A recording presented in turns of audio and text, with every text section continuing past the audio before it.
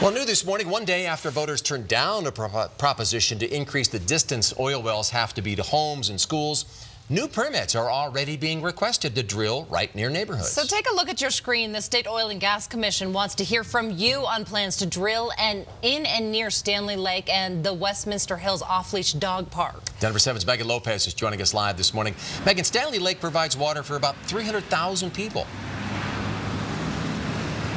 In the city of Westminster anyway, Mitch and Molly, and that's one of the reasons that this might not have been even discussed or be discussed in this COGCC setting at all had Prop 112 actually passed, but the fact is that it just did not. So let's take a little bit of a look at what we're talking about here.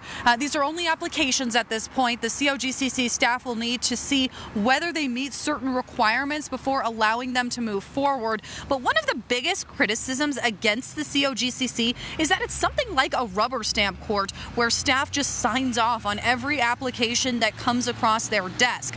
The public comment period is happening right now, and there are dozens of comments against the drilling application already. But something to keep in mind is that the majority of the people in this county actually voted against those setbacks for Prop 112. Now, this map actually highlights how the vote went in Jefferson County, very similar in Adams County, not too far away. And while this is happening, critics of oil and gas drilling are keeping a very close eye on another verdict that could make a huge difference in how drilling happens in our state moving forward.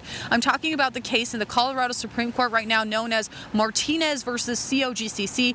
Basically, the lawsuit was brought together by a group of teenagers, and they're demanding for the agency to consider health, safety, and the environment before allowing drilling. Now, the Colorado Supreme Court heard oral arguments for that last month, but they have not yet made up their minds, but it could have a huge impact on how drilling happens in our state. I'm live in front of Stanley Lake. Megan Lopez, Denver 7. All right, thanks, Megan. Well, another point of contention we could see arise from the proposed drilling is shown in this camera here. Stanley Lake Regional Park is home to some nesting bald eagles. That's what you're looking at, a nest there. The city of Westminster says they are dedicated to preserving the wildlife there.